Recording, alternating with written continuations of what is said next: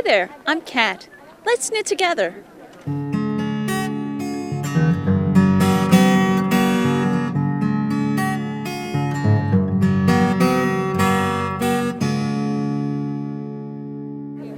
Today, we're here at the Howard County Fairgrounds for the Maryland Sheep and Wool Festival. All the way down, man.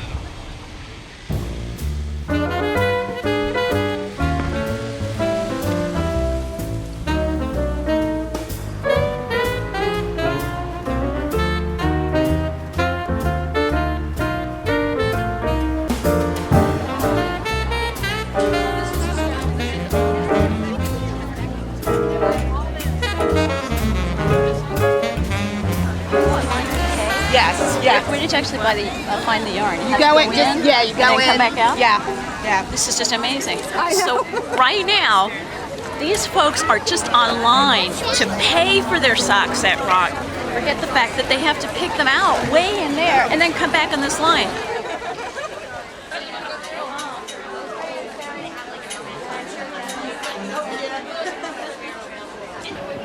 This is my first time here, and when they say sheep and wool, they mean sheep and wool. I have to say I'm a suburban girl, and so I really don't know a whole lot about sheep. But when I was in there, it's like, oh, they're so cute, they're so lovely.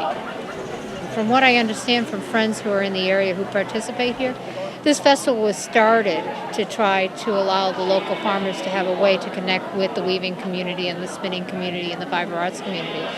And somehow it blew into something like this, which is just enormous.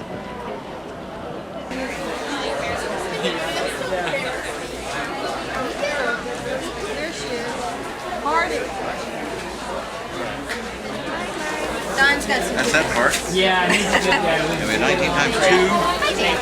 It knits beautifully.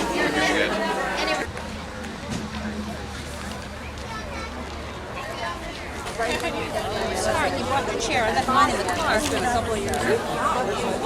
Damn.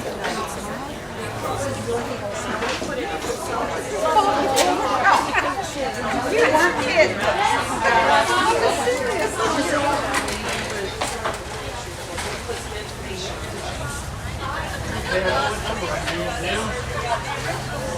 This is actually a spindle. This is the whirl. You can use this with your foot. You basically just kick it like that. These are drum carders.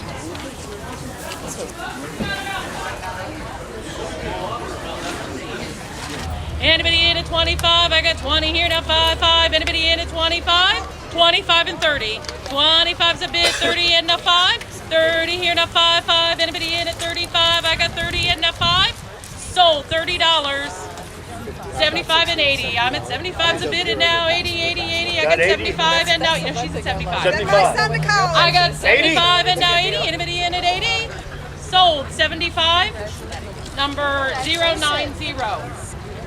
It's a nice little structo loop. It's good and solid, folks. Somebody give me 50 now to start. Anybody in at 50? Anybody give me 50? Somebody start me out at 20. How about 20? I got 20 everywhere. I got 20 here now 30. 20, 30, 40. 40 here now 50. I got 50 here now 60. Anybody in at 60? I got 50 in the front and now 60. 60 here now 70. 60 here now 70. Anybody in at 70? Sold, $60. 052. Now this is a pippy wheel. I think she called it a pippy wheel from New Zealand. Somebody start me out at 50. Anybody in at 50? I got a $50 bid. Now where? Anybody in at 50? Yeah. I got 50 here to 75. 100. I get 75 and 100. Anybody in at 170? 100 and a quarter. 100 and a quarter. You're at 100 quarter 20. 150, 125 and now 50. Anybody in at 150? 150, 75. I got a $150 bid and now 75. $150, 75 and no. How about 160? Yeah, okay. 160 and I got 160's a bid, 75 and now 200. 175's a bid and now 200. Anybody in at 200? I got 175 and now 200. Sold, 175, number 018. Yes. It's a bobbin winder, A42. That's a chart. I learned a lot in the last year, but I didn't learn it all. I use whatever I want. Somebody give me 50 now to start. Anybody in at 50? 50-50, anybody in at 50? I got a $50 bid nowhere.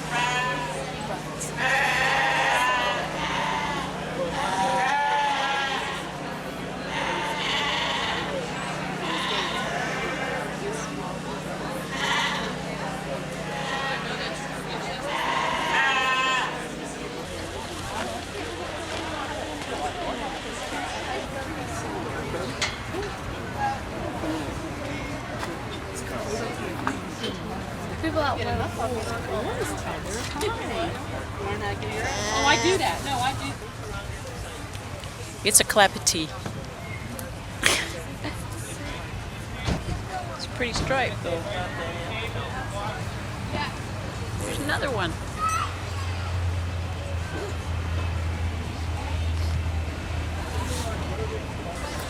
I just put up a gorgeous fence and all of that. And we just moved.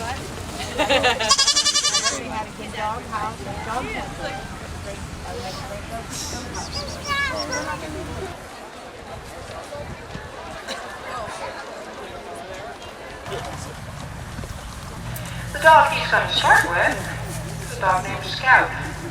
He's a 9-year-old male. Already Nathan has the sheep out to the middle. He's going to demonstrate the commands that you need to teach your dog to have it be a useful partner at home on the farm. And one of the most useful things you can teach your dog is how to stop. And that's what Scout's doing right now. Because as you can see, if you get the dog stopped, then the sheep are usually content to stop. Now if you want the sheep to move, you ask the dog to walk up or advance toward the sheep. The sheep feel the pressure of the approaching dog, and they move away from that pressure. These sheep don't have any idea where they're going. It's up to the dog to convince them to go in the right path. Somebody said in a demo one time, this is a lot like remote control cars. Well, a well-trained dog is kind of like remote control. And with a little encouragement, he's got these sheep walking right into that path. Well done, Aggie and Scout. Now, Mark's getting down there, getting set up for the shooting bridge. They say, we're just going to go around it. And Aggie says, no, you're not. Oh, Aggie's got him at least looking that way. You're such a brave soul. Oh, wait, one's thinking about it. There's the bridge. Dad, go through that, but somebody put a bridge in it. Oh, we got somebody standing on the bridge. Now, if they all go through in a mass, they're going to knock it down. I think we're going to give them that. One decided that discretion was the best part of valor, and he opted to go the other way. But that was nicely done, Mark, Aggie, and Scott.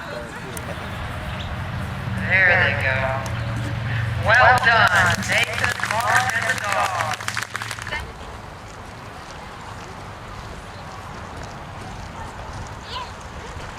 So what have you seen at the show so far?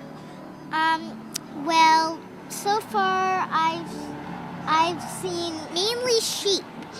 I've been obsessed with the sheep so far. That's cool. I saw like a couple people carrying some baby sheeps around. Did you guys buy anything while you were on your trip here? Well, my aunt, in one store, she actually bought 10 things of yarn in one store. Wow. So, yeah. And then a few others, she bought about 5 or 3 to 5 things. Right. And what are you guys knitting? Well, I'm going to knit a pot holder for Mother's Day, but if I don't finish, I'm going to make it for Father's Day. Oh. And what about you? I'm making a headband out of this really cool yarn. It's called Amazing. It's made out of corn. Oh, cool. Oh, so it's a... Oh, what's cool ribbon? Isn't that neat? Yeah, it's made out of corn. Neat.